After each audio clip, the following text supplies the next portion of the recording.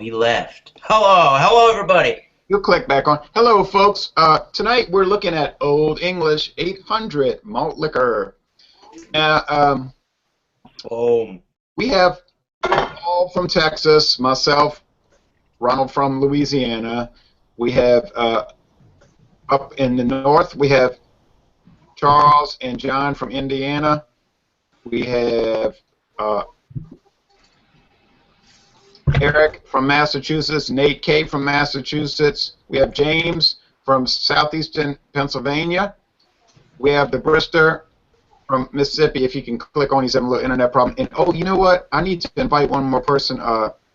Remember Jonathan Walker from Virginia? Yeah. He might want to join this. I haven't heard from him, but hold on, y'all. Jonathan. Old English 800. Okay, now this beer started really. Its heritage goes back to Duluth, Minnesota, back into the 1940s, doesn't it? Really? Yeah, it was called. It was by People's Brewing, which was the first black-owned, the only black-owned company, a beer company in America. It was a black man that owned it. I don't know a lot of history about it. There's an online history of Minnesota brewing that's very interesting. You can read it.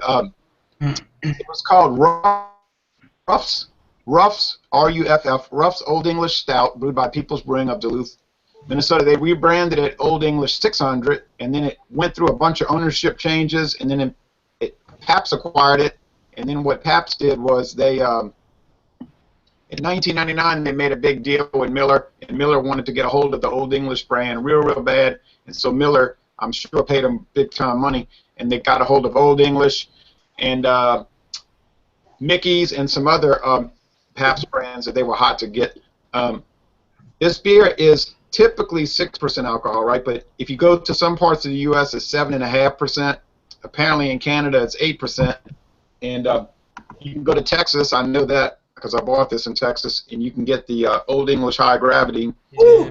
Introduced in 2001. I'm sorry, 2001. It's 8%. This is the one this version has won most of the awards. It's won bronze, silver, and gold, whereas the regular Old English did win a silver medal once. I think Eric knows a little bit about, Eric and John, and the rest all of y'all might know about the scores this beer gets on Beer Advocate and Rate Beer. Yeah, Beer Advocate, the Bros gave it a 44, Yeah. which is in their category of awful. And also in the category of awful, out of 845 reviews currently, the Beer Advocate users give it a 51 overall. So they're not really praising the beer. Isn't it a 0 on Rate Beer? Or I any? believe so. Yeah, it's a 0. Oh boy.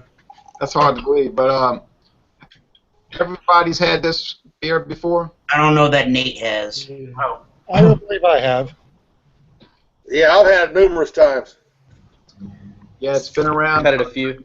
a good long time, and different variations been around. Did you say that it's owned by a major company now? It's owned by Miller, I think, right? Yeah. Miller Coors? Miller Coors. Yeah, what happened was, okay, let me explain that real fast. What happened was, People's Brewing was small, and they got bought out, and then different regional breweries kept buying it, and then Pabst bought it in 1979. They were national. Yep. And then 20 years later, Pabst sold it to Miller. So it's owned by Miller. Now, it's not actually owned by Miller Coors because Paul knows about this. Miller Coors is not really a company. Miller Coors is a marketing arrangement. So it's actually owned by SAB Miller. Coors has no ownership stake in this beer whatsoever. They just have a joint marketing agreement. But anyway, I did get a thick white head, but it kind of died out. I did. Yeah, it It goes way fast. was up to the top of the glass, and now it's gone. Yep. Nice. I get husk. Didn't last long. Yeah. Now, we'll just go down the line, and everybody can give us. I mean, we can see what it looks like. It's golden. It's clear as a bell. Yep. It's Very bubbly, highly filtered. It's a Miller's not going to have something that's going to be funky looking. But anyway, although some people would look at that as a detriment, I understand that because they don't like the highly filtered beers, and that's fine. But I think we all agree on the appearance. What about you, Charles? Give us the aroma. Corn and wet dog. Okay. I wouldn't necessarily think that's a good. That might be a good appraisal, but I don't know if that's a good attribute. Eric.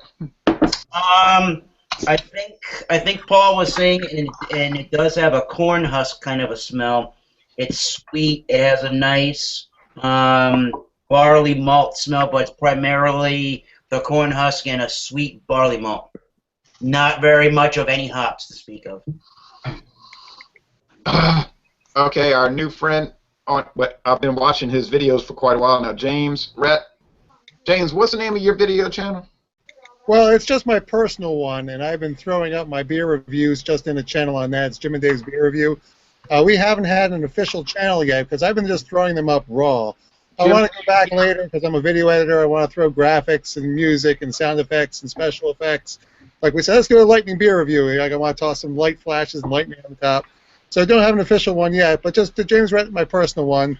Occasionally I'll do other stuff. I'll toss up my son playing the piano or something like that for relatives.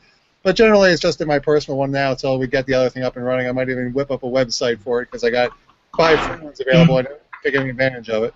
Oh, okay. Well, because I know I've seen quite a few of your videos. Oh, well, what about your take on the aroma here?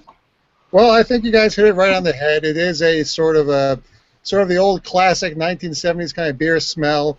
It almost kind of smells like the kind of smell you'd expect to be in your basement after a party where everybody was spilling it all night. It does have that kind of barley smell, but this is the kind of beer that maybe your older brother, your dad, like left out overnight, and that's the kind of thing you got up when you took a whiff of the room the first thing in the morning. So it doesn't really make my mouth water the way a good IPA does. It does have a barley scent to it.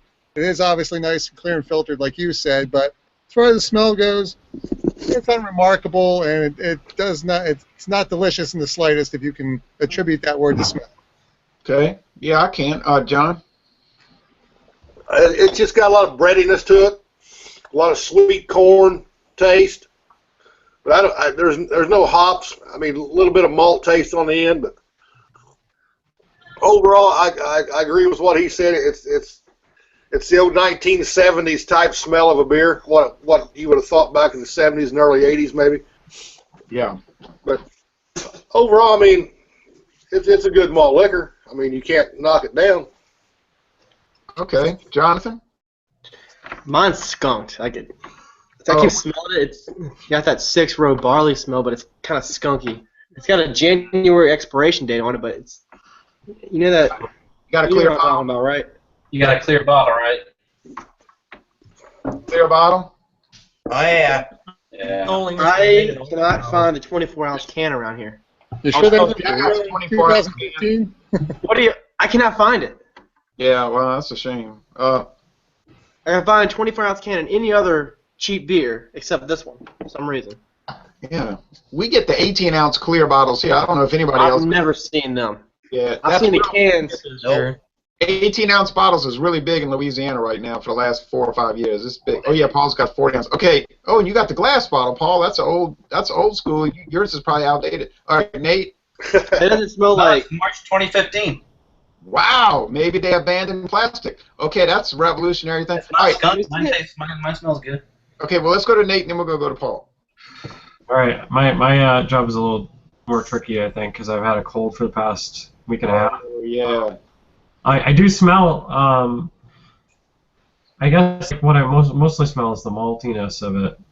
Really, nothing particularly special to write home about it. I'm probably missing out on the interesting, nasty adjectives that people have been using because of my cold. But other than that, Yeah, that's understandable. You can't help it if you're sick, Paul. Yeah, I mean, like I said before, I smell that corn husk, that sweet smell. I mean, that's pretty much it. Now, Jeff Briss just, Pretty basic smell. yeah, Jeff Briss just frozen.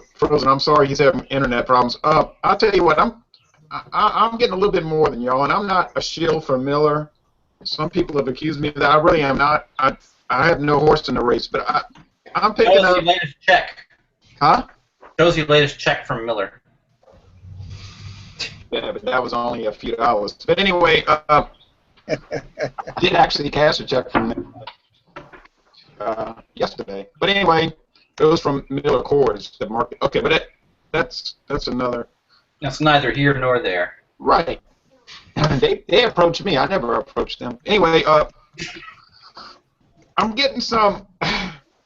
Godfather reference, anyway, everyone, so you know. Yeah, but it's the truth. But anyway, oh, no wonder I'm having. It says stop script. Okay, I'm gonna stop it because something's wrong. All right. Anyway, I'm getting some. I am getting a little hop oil. It's a prickliness in my nose. It's not profound. But it is there. I'm sure the IBUs are low, but I think around 17 with this beer because when you got the high alcohol, they have to give it a little more action to balance it, although you may not notice it. And I'm getting a little barley malt and some corn, but I'm not so much getting the corn husk, and I think that's because my experience with the high gravity version really gives you that heavy corn husk thing, and maybe that influenced me more. But this is okay to me. But like most of y'all said, it's sort of just like a generalized 1970s aroma. But I don't see anything off or offensive about it. But that's just me personally. It's sweet. Very, very sweet. Let's go with the flavor. Do you find this cloying? Cloying. Well, let's get into the flavor. Oh, Jeff, you got it straight. What are you getting on the flavor, Jeff Brister? On the flavor or the smell? The smell, I'm sorry. It smells like sweet corn and malt liquor goodness. Like the way you said it. Let's go with the flavor. Now, the flavor is a little different on this one, I think. Yeah. I'm getting sweetness, and it does give you a little cloying undertaste. It's like a little. It's got that little bit of wankiness with it. It's sweet. It has a little bit of that. It has a little bit of that stereotypical malt liquor cloying. Yes, malt liquors seem to have a good sweetness in their overall taste profile. See, I don't necessarily agree. I find it to be very mild. Anyway. It is mild, but I wouldn't say that it's mild like Miller Lite mild. It's got a little twist to it. It kind of reminds me of a sweeter version of a High Life, to tell you the truth. I think it has a lot in common with High Life, while it's still distinctively, obviously, a malt liquor. It just has a lot sweeter of a taste than High Life does to me. Let me throw this out there. And this is just me, and you guys probably going to laugh me off the freaking panel, but no, I don't think so. I think at the back end, it's almost got like a light champagne type taste.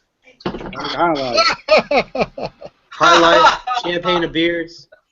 Nice correlation there. I think in some ways you're right because it's got that. It's very carbonated and has a very dry finish. You know, if you drink champagne at like a Easter dinner, it has that dry finish. And this beer it does have some.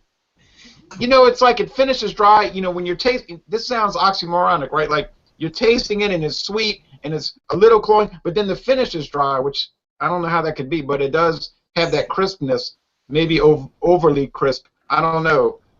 Everybody can just tell, instead of going down the line and say, what do you think about the taste? I think the taste is so generalized that people could just speak up. I don't know. Right. It definitely definitely with the adjuncts and the sweetness, it definitely, you can tell that it has like you can tell like it's a corn syrupy kind of a taste. You can tell that's what they're using as the adjunct is corn syrup. It has that sort of it's a very mild mouthfeel, but it is slightly syrupy and maybe it's a little oily, just lightly hop oily. Yeah, James Rhett. Okay, let's see. Some people wrote something. I got this. Okay, James Rhett said 40-ounce plastic bottle, not skunk. Good. I think I can taste the corn a little bit. Nate said, and James said dry finish. That is true. Does anybody find anything off or what you say foul about it? I mean, don't hold back. No, mine's generally fine here. I don't think it's past the expiration date. It's a drinkable beer. I mean, I don't think I would ever seek it out. I think the other gentleman hit it on the head. It definitely probably has a little corn syrup in there. Has a very processed kind of mass-produced feel. It doesn't have that quality that I personally come to love with some craft beers. It definitely, I can imagine that the person advertising this would be like Billy D. Williams' retarded cousin who likes some culture. Something like that. That's what strikes me out. It's just like he couldn't afford what his cousin had, so he got the cheaper version. Yes, Billy D. Williams did the Colt 45. Colt 45. Works every time. 45 better than Old English. So,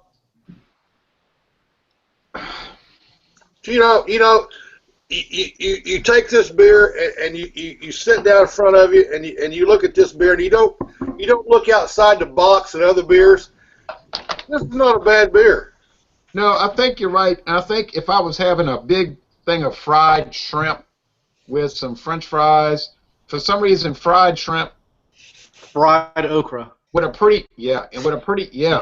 pretty spicy batter, I think it would pair really well for some reason with fried food, and I don't know why, but it's making me think of that. You're probably thinking about something greasy to get the taste out of your mouth. Yeah, Hey, what do y'all think about the mouthfeel? Do you think it's thicker than others? a little bit. Yeah, I mean, compared to like Colt 45 or Hurricane, I do think it's a little. It's It kinda closer to reminds me- medium-bodied. As far as like the mouthfeel. Compared to any other American lager, this is more that one on the heavier side. It think- does- The American I lager mean, style. It is drying in the mouthfeel, but I feel like I keep comparing it to High Life. I feel compared to High Life, it's not quite as dry as say High Life or maybe even Coors Banquet. It's not quite as dry at all. Maybe not, but one thing it does not have that cooked vegetable thing that I pick up with High Life. Which I think we need to examine High Life down the road for sure. But High Life has that cooked vegetable thing, and I can't wrap my taste buds around it. But I We do should pick do it High up. Life and MGD together. Yeah, but Miller Genuine Draft is being taken out of our market. I may not even be able to find it. It went from having a display at Kroger only this big to having you have a 12-pack section and a 24-pack section. That's it. Yeah, I think Miller Genuine Draft could be on its deathbed. I'm not joking. I think that beer is on its way out. Like John Sharon says, he likes to do these legacy beers because you never know when they're going to be dead. And They stopped production of their Facebook page. They quit feeding it or adding new feed to it. Miller Genuine Draft. Yeah, and they quit updating their website at the beginning of this year. Yeah, that's a bad sign. And I asked the distributor what's going on. He said they're just getting rid of it around here. I mean, New Orleans. You know what other beer I'm worried about? Bud Select. That's going to be gone in the next 2 years. Oh yeah, I think Select is on the death's door. It's at death's door because even though it won a gold medal in 2013, I think that beer is just about to kill it. It's sad though in a way because Select is one of the better. I'm not talking about that 55 Select. Right. I'm talking about that's one of the better light beers. I think it actually has a little character to it. Absolutely. I find that going back to Old English, like I would just put in the chat. I find that this is one of the more easily. What am I trying to say? It's easier to drink this malt liquor, this Old English 800, than a lot of other malt liquors that I've had before because this one doesn't have quite the harshness or the bite or that big alcohol flavor that a lot of the other malt liquors seem to have. And this one doesn't seem to be quite as sweet as a lot of other malt liquors. I agree with that. I agree with that. And then Jonathan's saying this beer is on the heavier side of the American-style lagers minus the high gravities. Yeah, because when you get into the high gravities, man, you could almost eat those things. Yeah. Those are a meal. Chewy. They're almost chewy. Yeah, they're so strong. I mean, they have. In some ways, I kind of prefer the high gravities because I think they have more flavor and they have a lot more character. Like this Old English 800 high gravity, I can see why it's won the awards because it has a lot more character. I have never seen that before. Yeah, it is just too heavy, and it's like, man, you could drink this and that's like your dinner. Oh yeah, it's so rare. But, Liquid lunch.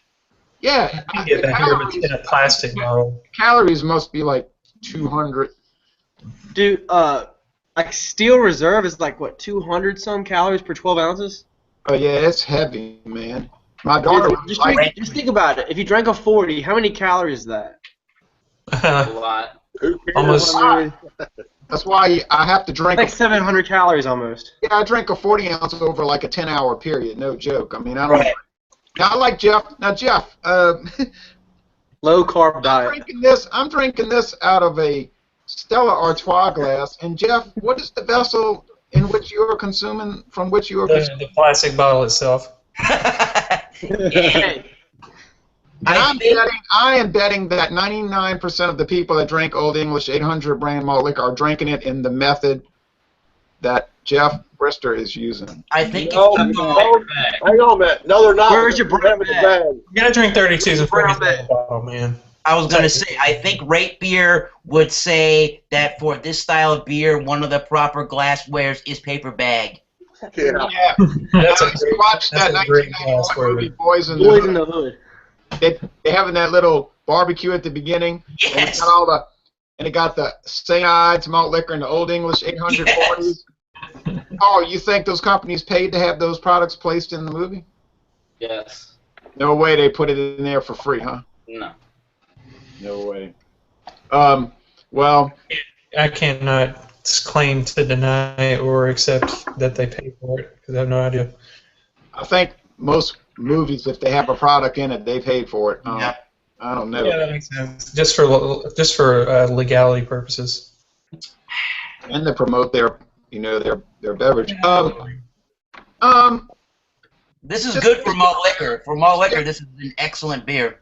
Yeah, this beer's been around for going on 70 years in the malt liquor world. And it used to be stronger. Like, I was looking at some of the old cans from the 1940s. This used to be like 10% alcohol. Can you imagine what that was like? 10%? That would just floor you, man. But they've put it down in a more reasonable.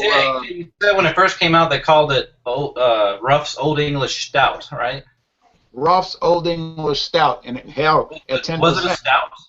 I think it was just a lager, but they were meaning that it was like, More robust. yeah, like cold cock. It would knock you out. But So was this when did this come out?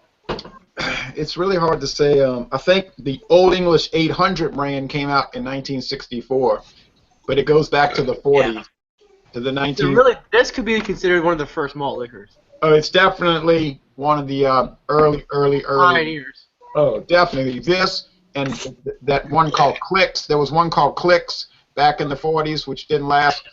But the oldest malt liquor that hasn't changed names or anything is Country Club from 1951. They haven't basically even changed the label. I bought a 6-pack of that First 40 ounce too. and really enjoyed it. Country Club, yeah, I think Country Club is probably the best one on the market, but it's One of the so rare, I bought it. When did the name malt liquor first come up? That because in the 1940s, the beer companies wanted to sell extra strong beer, but the U.S. Federal Trade Commission said you can't sell beer above, I think it's 5%, because that would violate prohibition laws, even though supposedly we got rid of prohibition. So they said, oh well, all right, we'll sell Clicks malt liquor, and then People's Brewing said we'll sell Old Ruff's stout. They can call it anything, but they can't call it beer. It's so silly. Yeah. So the name malt liquor came up in the 40s. Is that what I'm hearing? Because No, it it's documented in England in 1690. Huh. oh, I know, right? That they what they did was they found an old term. They found an alternative term for beer, and they applied it to skirt. The first mention of the term in North America appears in a patent issued by the Canadian government on July 6, 1842. Right. There you go. It's an old term, but it was sort of resurrected to skirt. If you believe Wikipedia, that is. I believe Don't tell Dave you're using Wikipedia. Well, one good thing about Wikipedia is they'll give you footnotes, and you can click the footnote, and it might be a link to a very credible source. Exactly.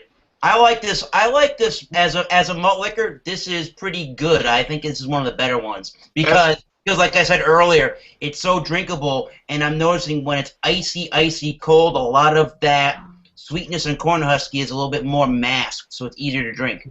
Which is why a lot of people will buy this when they're either short on cash or they just found a convenience store and they're looking for a beer to bring to a party. They can buy a couple of these and they won't break the bank, and it's really not as bad as, say, buying like Camel Ice or something. Oh yeah, I'm gonna agree with Eric as my final statement. I think it's okay malt liquor. I wouldn't bring it to a dinner party, but I might bring it to a fish fry, and I don't think it deserves a 0 out of 100. I mean, that's just ridiculous to me. But anyway, going down the line, just everybody give us your final thoughts and close it out. Charles? I'll say this as I've probably already said once before, but you know, if you you can't judge this beer off anything else, you got to judge it by itself. I mean, to me, this is a tremendous malt liquor. It's probably one of the best malt liquors that's out there right now, and you know, I mean, is it a buy again beer? If I'm going to a street fight. Overall, it's not a bad beer. Playing some flip cup, absolutely buy this beer. Yeah. Yeah. I think it's you know it's a ho-hum beer. It's not average. It's not terrible. It definitely is not as bad as the smell that I got early on. But you could tell it's simple malt, sugar, corn. They threw a hop in there and made it higher alcohol. It's drinkable. It's not terrible. Yeah. Okay. Anybody else? Oh, sure. I'll jump in. I think this would be probably the beer I'll be drinking when my wife finally wakes up and figures out I'm a jackass and I get divorced and I'm homeless on the streets of Philadelphia.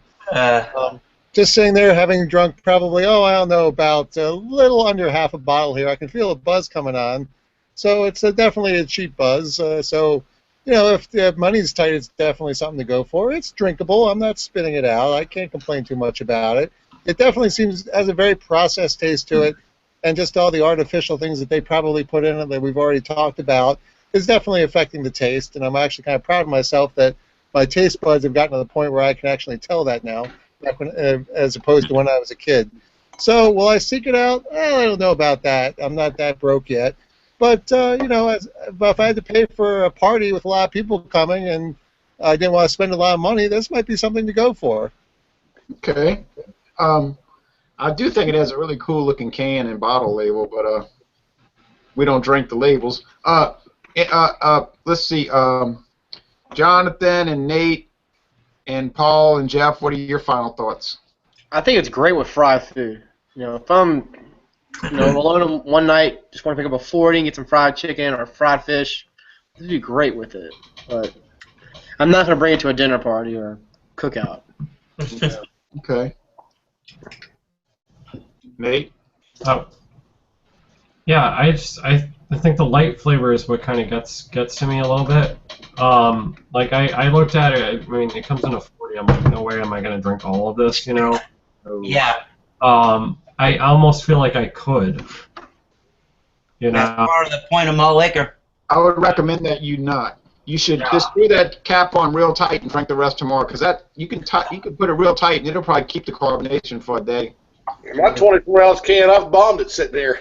Oh man. Yeah, John. You'll feel it. Paul and the Brister. No, I'd say it's for a malt liquor. I'd put it towards the top end. It's like I said. I was taken by how smooth it was. It doesn't no harshness to it at all. So I could I share some with my wife tonight. Hopefully that'll help things out later on. And see how that goes. Yes. Hey, but let me jump in here and say what I think. What this beer is. This is that beer that you buy a 6-pack of, and you drink one, and you really think it sucks. Then it becomes neighbor beer. So when your neighbors come over, you give them off a freaking beer you don't like. Right. You need a Charles beer? Yeah. The biggest problem with this and other malt liquors is getting people to accept drinking it. You know what I mean? Like the second they hear the words malt liquor, they're like, "Oh, I'm not drinking that. It's trash." Yeah, and all it is extra strong beer, and they'll turn right around and drink Miller High Life. Beer.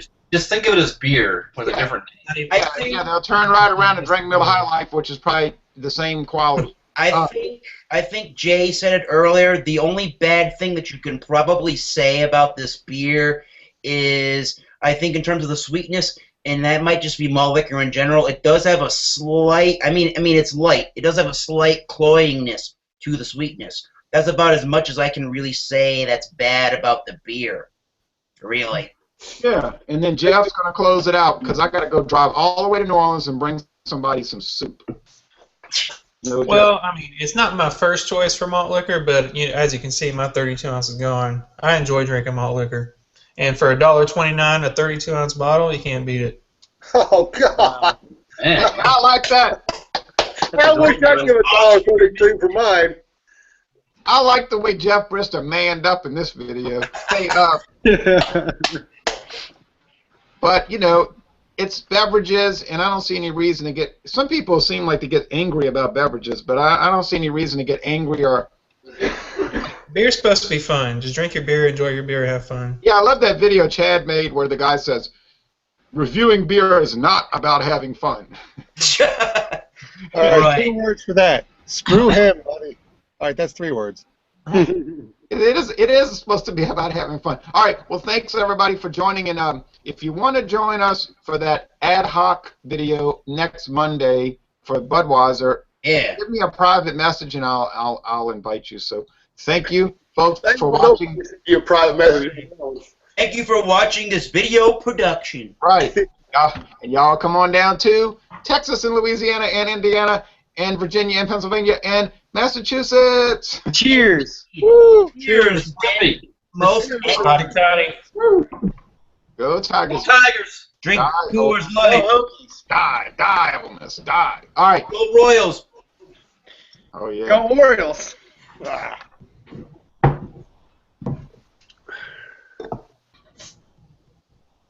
He left. We're still live. Wait, and he still says live. He's going to help now. Let's talk about him. Guys, I gotta go. I'll see you guys later. Okay, All still right, here. we're still live. See you later. Okay. Bye-bye. Hey. Are we really still live right now? I think I'm we gonna might be. pour some of the stuff out in the yard now All right. I'll see you guys later. on the ground. Peace All right. out. Peace. Wait a minute. Are we really still live right now? Just keep going until he comes back. Eric, Yes. what malt do you want to do next time? Like next time that comes around, whether it's a malt malt? now or not. Huh?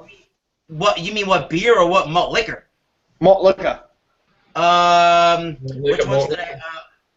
I think the best one that I've had that I really actually have. I mean, this was probably number 2, but the best one that I think I've had is probably the private stock. I don't know if you get that. I think it's Happen Rough for private stock. That's discontinued now. It is. That was my favorite. And then this one was probably my second favorite. In 40s, I don't know. Probably a highlight, but that's really not a malt liquor. Mickey's, maybe? You ever had Mickey's? I can't actually get that in my area. Let me look on beer for some name ideas. Actually, to tell you the truth, I've never actually had a Colt 45. My God, you haven't? No, maybe we should do that. Yes. I love Schlitz. That is my 40th choice.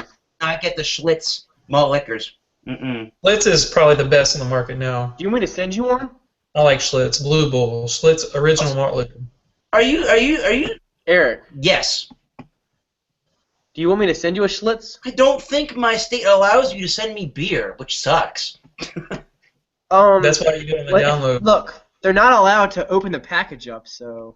Well. Fucking bubble wrap the fuck out of it. And hope for I'm the looking best.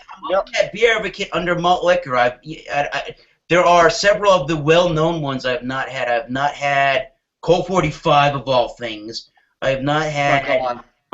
Your life is incomplete. Hurricane. I have not had.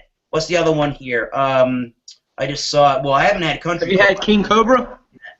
Yeah, we did that on this channel actually. Oh yeah, that's right. That's right. What was the other one I was looking at? There was another one that was a big one. I was looking at on Was here. it Yeah. Mickey's? Oh, St. Ides. St. Ides? I have- Ooh, that's I have 8.2%. had St. That's a Ides rough- once, but I had the 8% version. Well, the 6% version is not made anymore, so the 8% version is pretty strong. Real. Yeah. The first one that it's I got ever some had character. was the first one I ever had was it must have been in 2010. Was, How old are you? 26. So in 2010 Okay. was graduating from college. I would have been at that age. I would have been just turning 22. The first malt liquor I had in the 40 was the 211 Steel Reserve, and I remember that sort of getting me pretty good. The whole 40 of that. That wasn't the first time I ever got drunk, but that was. What do you? I'm malt liquor crazy. Which one do you get up in Massachusetts? The 6% or the 8%? I get the Steel Reserve. That's 8%. Yeah, that will give you a steel hangover right there. Yeah, I remember the first time I ever had that Steel Reserve. I remember thinking that the flavor was just like bromated butter. It was just so sweet and buttery. It had, like I think the craft beer world would call it like a diacetyl kind of a flavor, where it's just a sweet butter flavor. It just tasted like melted butter. It was weird. I get ethanol when I drink Steel Reserve. Yeah, you do, and that's why I was. I think of like alcohol, straight That's alcohol. why I was talking about this. I find that this Old English is very, very palatable and drinker friendly. It doesn't have, like you were just describing about Steel Reserve, it doesn't have that alcohol taste to it at all. Like when you exhale, and you can feel that alcohol. That's what Steel Reserve has. This doesn't have that. When you do that with the Old English, I find that you get more of the adjuncts. You can tell